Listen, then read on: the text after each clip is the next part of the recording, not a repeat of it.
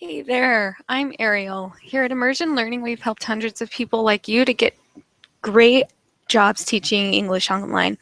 In the process, we've learned a few things about creating a good resume.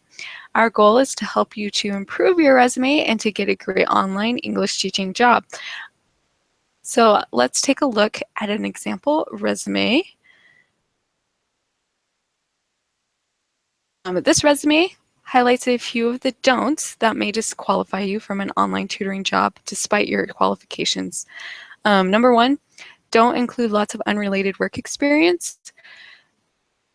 Very relevant English teaching experience, but it's buried beneath all of this unrelated experience. Number two, grammar mistakes, which you'll see throughout. Applying for an English teaching job, and it looks very unprofessional for her to misspell or misuse words like sales or there and to include incorrect apostrophes. You edit your so that you don't miss those. Number three, don't let your resume spill over onto a second page. Sarah's resume design does not use space efficiently, and she lists too much irrelevant experience. So her resume consumes 2 pages. And this isn't even the worst resume we've seen. So what makes a good resume? Your resume should be specific to the job you're applying for. English teaching companies are looking for relevant qualifications, such as experience working with children and previous English teaching experience. Your resume will be the hiring manager's first impression of you, and you only get 1 page to convince them to interview you. So let's take a look at Sarah's resume after she has applied good principles of resume design. Ta-da! Clean and professional styling like this is extremely important. Appropriate resume styling before submitting yours. Please also take the time to include your full name when naming your resume file.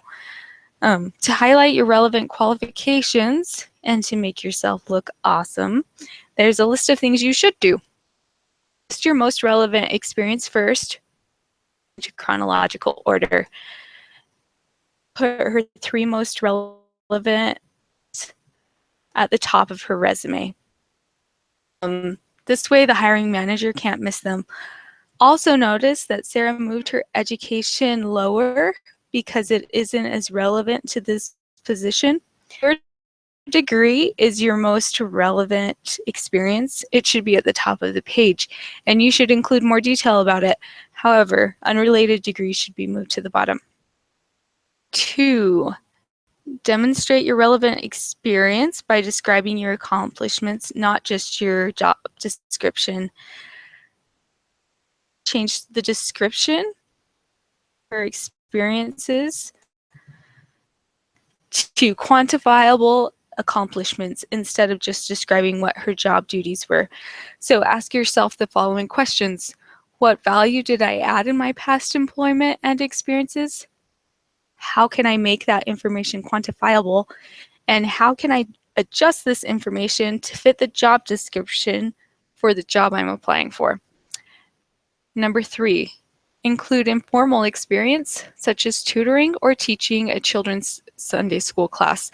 Chinese companies won't understand what primary teacher means. That she includes.